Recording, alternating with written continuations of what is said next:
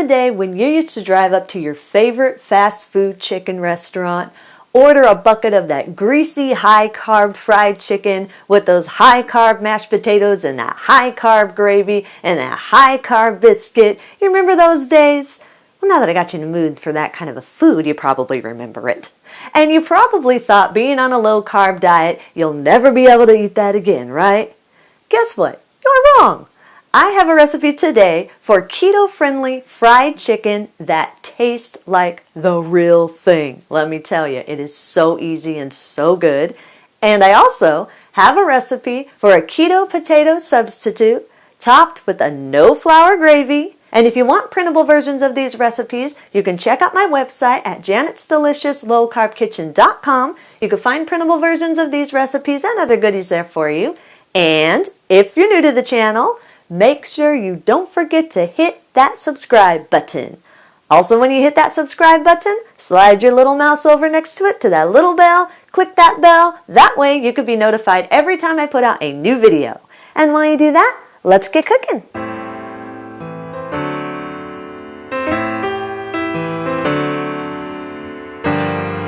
For the keto fried chicken, in a large baking dish, combine 1/4 teaspoon pepper, 1/4 teaspoon ground mustard, 1/4 teaspoon celery salt.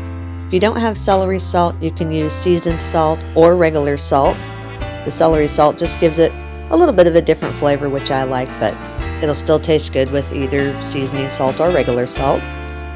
Add 1/8 teaspoon of dry oregano, 1/4 teaspoon dry basil, 1/2 teaspoon garlic powder, 1/4 teaspoon ground ginger, 1/4 teaspoon dry thyme, and 1 teaspoon of paprika. Use a fork and stir these together just until they're combined.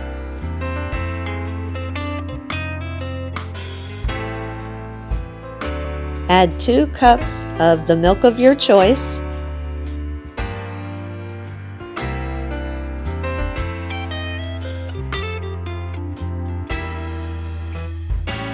And 1 large egg. Again, use a fork and stir until everything is fully combined. Make sure the egg yolk gets evenly distributed throughout the milk and seasoning mixture.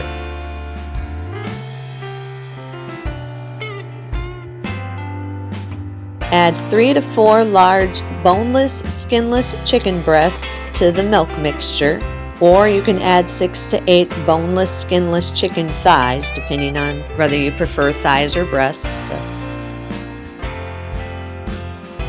Turn the meat over one time just to make sure it's fully coated with the milk and seasoning mixture.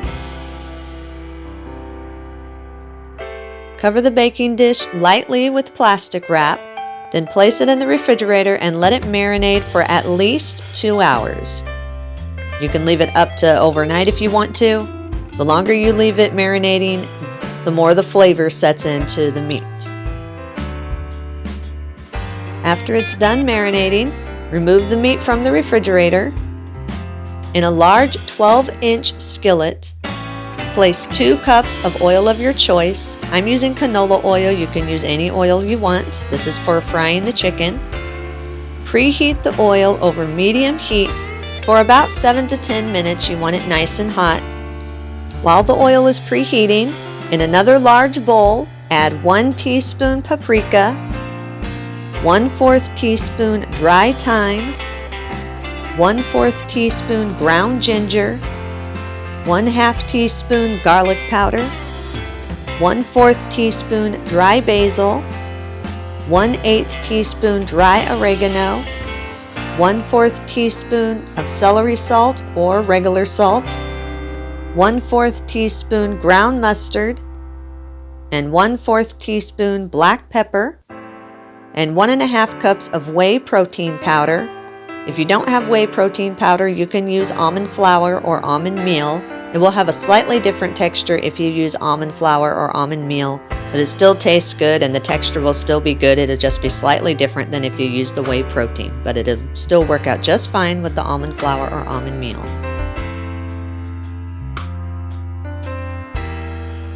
Turn the chicken one more time just to make sure it's fully coated in the marinade. Then remove the chicken one piece at a time from the marinade. Let any extra marinade drip back into the pan. Then place the chicken into the bowl that has the whey protein season mix and turn it several times until it's fully coated with the spice protein mixture. Make sure it is completely coated. You want every part of the chicken coated with the season mixture.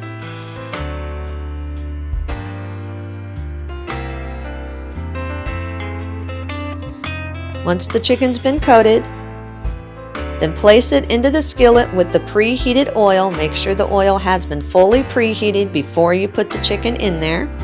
Repeat the coating process until all the chicken pieces are fully coated with the protein powder spice mixture. Then fry the chicken about 8 to 9 minutes on each side of the chicken, or until the outside is nice and golden and the internal temperature reaches at least 165 degrees. You really want to make sure this is fully coated, especially if you're using chicken breasts. They can take a little longer to cook than chicken thighs because chicken breasts, depending on what size they are, they can be pretty fat at times. So make sure you do use a thermometer and make sure the temperature is at least 165 degrees because you don't want to eat chicken that is not fully cooked. Once it's done being cooked, place the desired amount of pieces on a plate. I like to serve it with my jicama mashed potato substitute and my no flour gravy. Then eat and enjoy. For the keto mashed potato substitute, pour 6 cups of water into a 5-quart stock pot and bring it to a full boil over medium-high heat. While the water is coming to a boil, completely peel 1 medium-sized jicama. Now, those of you who don't know what a jicama is, it is, in my opinion, one of the best substitutes for potatoes. It has little to no carbs. It has a nice sweet taste. It can be eaten raw. It can be eaten mashed. It can be eaten chopped into fries. It is your low carb best friend. A lot of people use cauliflower to replace mashed potatoes, but I personally don't like the taste of cauliflower. And so the jicama has a really nice texture and makes a really nice substitute for mashed potatoes.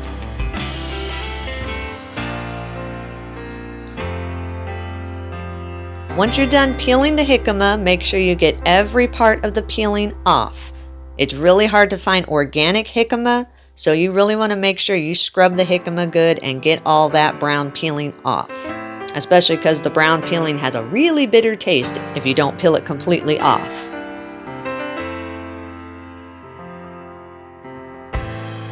Once the jicama is completely peeled,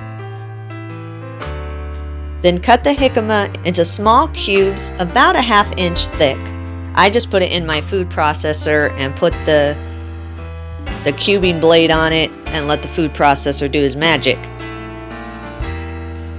However, if you don't have a food processor, you can just cut the jicama into really small pieces. You want them about a 1/2 inch because if you have it any bigger than that, then it's going to take a lot longer for the jicama to become soft. Jicama is a very hard vegetable, so it takes a long time to get soft, so you want to make sure these pieces are small. Now, it can be kind of hard to cut by hand, so you want to be very careful. The best way that I have found to cut it by hand is to put the point of a chopping knife down the center of it, and then slowly slide the knife down while I'm pushing it on one side and then do the same thing on the other. It's not the correct way to chop a vegetable, and it's not going to give you precise pieces, but you're not worried so much about precise pieces right now as you are in just cutting them small enough so they will boil quickly and soften up good enough to be able to mash them. So either way, whether you use a food processor or cut them by hand, they need to be in at least 1/2 inch cubes or 1/2 inch pieces.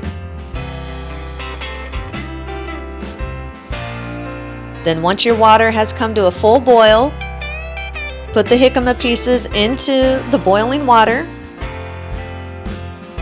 Then let the water come back up to a bubbling boil over that medium-high heat. Then boil the jicama for about 25 minutes or until it's soft enough to be able to mash. Now, as I already said, jicama is a hard vegetable, so it doesn't get quite as soft as a potato would. A potato, a potato gets really smushy, creamy, soft. Jicama doesn't get that way. It should be soft enough where you can just put a fork into it and to be able to cut it into pieces just with a fork. But that's about as soft as you're really going to get it. You're not going to get it to where it is a creamy texture just by itself. Once it's done boiling and it's become soft, then drain the jicama and allow it to cool just a little bit. You don't want to burn yourself when you put it into your processor. Once it's cooled slightly, place the jicama into a large food processor. Add 1 teaspoon of garlic powder, a half teaspoon of salt, a 1/4 teaspoon of black pepper, 1/2 cup of butter that's nice and soft. It doesn't have to be melted, but you do want it to be soft. And 4 ounces of room temperature cream cheese. This also, you want it to be soft. You don't want it to be a hard brick. You don't want to melt it, but you don't want it to be rock solid either. So room temperature. I usually let it sit out for about an hour so it gets a little bit of softness to it. Once all the ingredients are put in your processor, then process it on low for about 20 to 30 seconds or until the mixture is fully blended and the desired consistency that you like. If you do get done blending it and you still think it's too thick for you, then you can add 1 or 2 tablespoons of milk and pulse it in for a few seconds until the mixture is the desired consistency that you like. I personally like it without the milk because I like my potato substitute to have as close as it can to the texture of real mashed potatoes. And I feel as soon as I get done processing it with all the ingredients, it's perfect for me without adding the milk. But again, everybody likes different textures. So you just process it until it's the desired consistency that you like. If you want it completely creamy with no lumps at all, then just keep processing it until it's fully and completely blended. Now, if you do not have a food processor, you probably could mash this by hand, but it would take a lot of elbow grease because, like I said, jicama is a harder vegetable. So the processor is what really blends it up well and makes it that texture that is really close to regular mashed potatoes. If you try to do it by hand, there's no guarantee that you're going to be able to get that same creaminess unless you mash the jicama separate and then put everything in a bowl and used a hand mixer and mixed it all together. You might be able to do it that way, but personally the only way that I've tried it is in the food processor. So if you don't have a food processor, you can try to do it by hand, but no guarantees that you're going to have the same result. Once it's all processed to the consistency of your choice, then spoon it back into the stock pot that you originally cooked it in and put the desired amount onto your plate.